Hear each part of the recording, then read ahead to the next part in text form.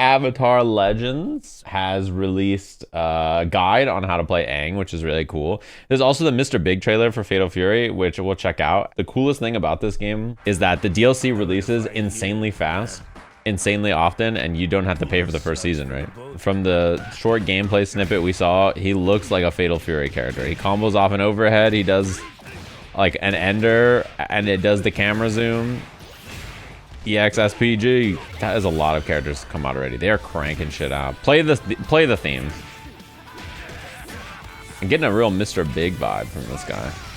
I said it when I first saw him. I don't know shit about Mr. Big, but it's pretty crazy, right? That this game came out. It was around April, right? This is their 5th character since then. This is insane. I wonder if like some of them were done like earlier or not. But it is really cool that they did this. Now, the real character everybody cares about, iconic, legendary, fantastic. No flame to Mr. Big, but I was a child watching this show, waiting every week for the new episodes, okay? So this has more of a, this has more of an appeal to me. Mr. Big was before my time. I probably want to play Aang. I'm gonna try other characters, of course, but dude, Air Scooter. Air Scooter plus hop, EX Air Scooter slap. I wonder if that's guaranteed after like the hit, if it always comes out on hit or block. Dude, he literally has Bull Bash. This is Sin Bull Bash. Look at that. And then he like jumps off like it's the leap. Invincible, or like has armor. He's got a dive. Can he combo off this version? Oh, that looks like you can combo in the corner maybe. Everything's quarter circles, huh? Neutral flow stance is a dodge. Right? And then down flow dodges highs or like attacks that hit high. Down flow plus movement options is back, forward. Breakdance. Into the hop, dude. This shit, he's fucking moving. He's moving, bro. Wait, he has fast fall?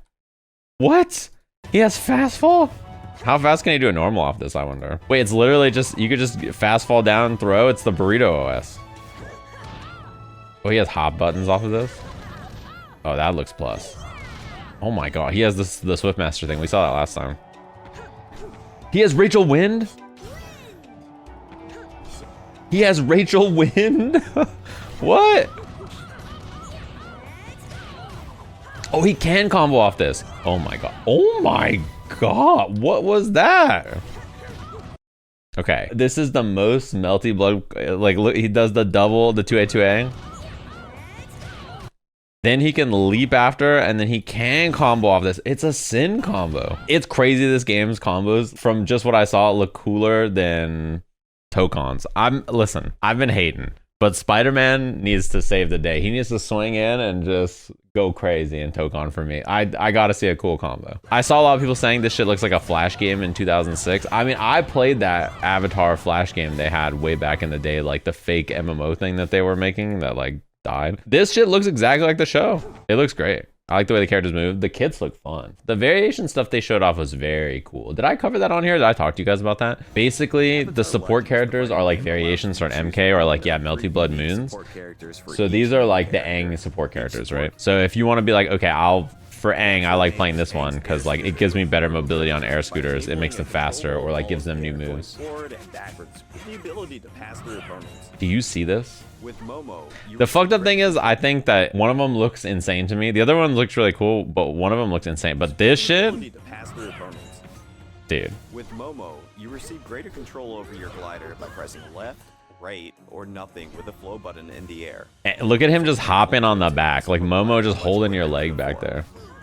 Lastly, Appa provides Aang the ability to directly go into flow attacks using any normal attack button. Yeah, I mean, come on. Experiment with this seems, come on. Find your fighting styles then. I mean, like, okay, the other two, like, oh, faster air scooter, better air dash. I'm like, okay, that looks sick.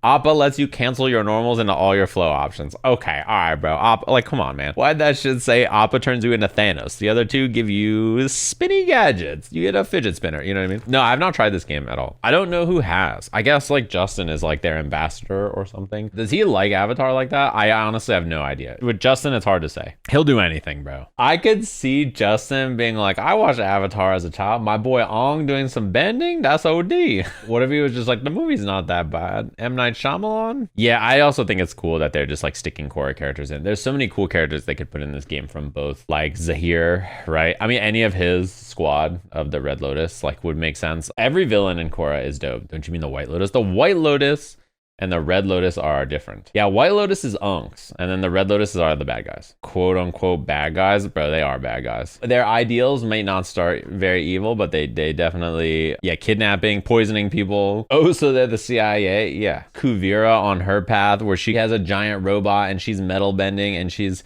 trying to go around and just be an absolute dickhead, and then at the end realizes that she's like a wiener, and like it creates this insane imbalance between the spirits and the natural world. The destabilization and the weakened Earth Kingdom because of it is like, come on, man. Korra season 2 has Avatar 1, which those episodes are dope. You may not want to accept that the rest of season 2 exists, but Avatar 1 is dope. I'm gonna need Lion Turtle as Blitz Tank in my office tomorrow. Imagine Avatar 1 playable character, Lion Turtle support. It's just the entire background. Somebody was like, you know, this looks cool and all, but it sucks that Aang is only airbending. He's the fucking Avatar, man. And I was like, I didn't even think about that, but that does make a lot of sense. But to me, he really is an airbender, because who else are you gonna put in that's gonna do only airbending, right? Isn't the show called The Last Airbender? Yeah, but the first word is the Avatar, motherfucker, and the Avatar does all the elements. Season 1 Aang. Imagine though, we get season 3 Fire Nation School alt where he's Kuzan. That shit would be heat, no? Where he's got the headband. He comes out and he says Flameo Hotman. Crazy to think that Korra did way more impressive stuff than Aang as an Avatar. Listen, I'm not here to Avatar shame anybody, but Aang being the greatest airbender of all time, learning all of the elements in a summer, and then afterwards defeating Ozai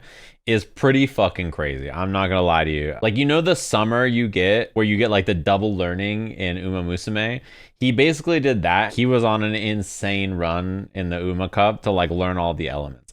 Korra, you know, she's got like a facility. She was like a fucking beast since birth. Now the trauma and emotional side of the Avatar world that she had to handle, pretty generational. Yeah, you may say like, oh, she had to fight a kaiju, to which I retort, he became a kaiju in the first season. If I had to pick which challenge I would rather take, I think I'd pick his though. I'm not gonna lie to you. Study really hard and beat one guy, like that's up my alley. All right, that sounds good. Hers is like, there's way too much shit you gotta get through. Like there's Scooby-Doo ass villains every week. Old man Jenkins was at the Northern Air Temple genociding my people. He's like, I would have gotten away with it too. Her seasons are like, it's like fight this guy who poisons her and it's like all fucked up and he's killing people and she's like emotionally traumatized in a wheelchair. Season ends next season.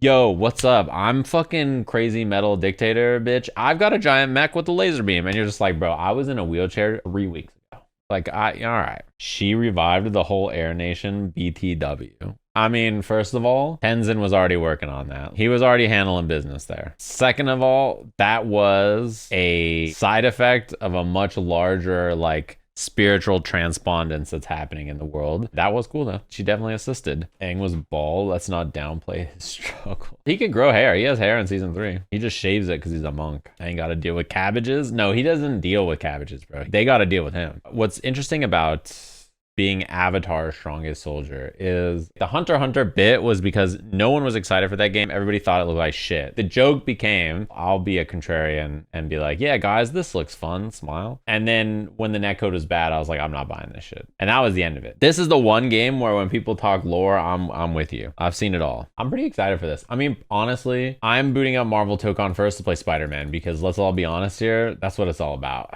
Spider-Man being good in a versus game, we'll see. It's been a while. Has there been a beta for a fighting game that got people mad hype? Because I think a lot of them have done the opposite. I need to see some fucking heat in this next test. This shit looks so annoying, bro. The wind. Side swapping. Dude, this combo looks so cool. Man, this game looks tight. Why is the combos cooler than Tokon and Invincible? I don't get it. I think Tokon, they're gonna change it. I think they know the vibes. The characters themselves have unique kits and moves and like lots of stuff that they have that's interesting, contained within the bounds of what the character can do. But then what you end up getting a lot of times is generic routing that's system based rather than using the character's unique tools at all. So like the character hits you, medium, jump 2H in the air, like every character. and then they spike you down, and then you call an assist, and that assist is a homogenized version of like the combo filler assist that every character does. And then you launch them again, and you do medium, jump 2H, call assist, and then you do like a move that grabs them or sticks them at the end, and then you do super or not, and it breaks the wall.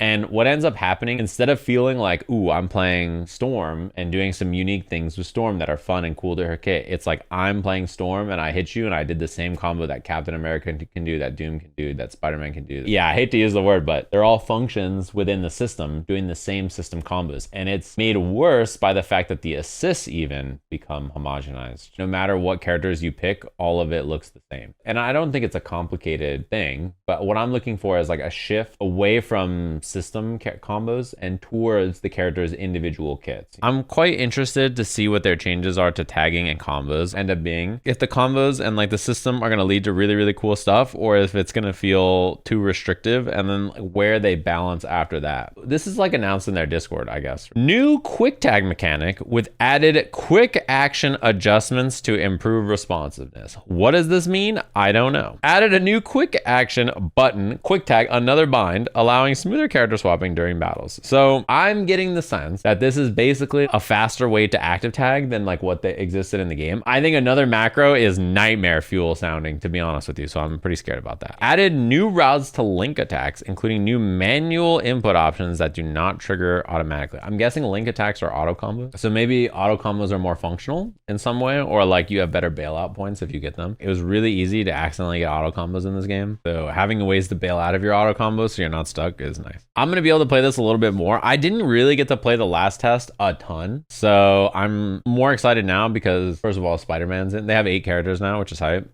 And I have a little bit more time now. I know a lot of people are like, yo, they haven't showed a new character in so long. I don't know what the minimum for most people in a 4v4 game is. I imagine it's quite high. I would kind of be surprised if they have more than like 20 characters. And like, I think a lot of people would be pretty mad at 20 characters in a 4v4 game, kind of. The ratio is that one person is picking a fifth of the roster, and then the other person could pick you could have 40% of the roster in a match or whatever, right? Which is like the same kind of ratio that I think people are upset with Tuco. But yeah, 16 would not be a lot for a lot of people, and I think that would make people mad. Yeah, that's the other problem, is like this game does have infinite characters you can put in it. 2x scale has that problem too, because there's 170 league champions, but there's also like 170 Marvel heroes that people want, you know? There are so many good choices that it feels like even if you picked 40 characters, you'd be missing so many good characters. I don't think that I'm super pressed about character roster size that much. If this game comes out with 16, I'm not gonna be like, fucking 16 characters, this shit is so wow. I'm just gonna be like, yeah, I need more characters. Like, I need them to add some more characters for me. Yeah, I think a lot of people, that's the truth too, is like, it doesn't matter what the number of characters in the roster is, as long as you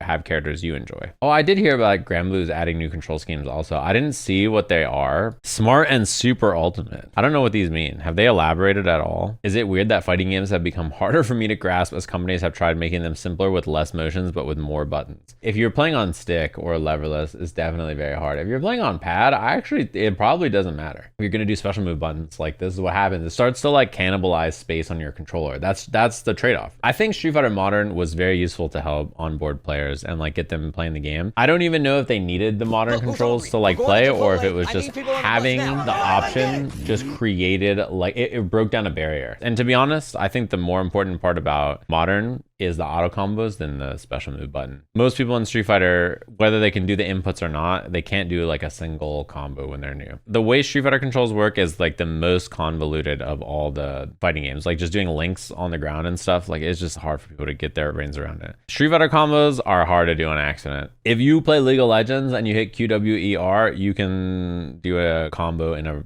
versus game. Light, medium, heavy, special. I think everybody can do that. My friend can do that. Your friend can do that. They might not want to do that, but hitting your buttons from weakest to strongest is pretty easy.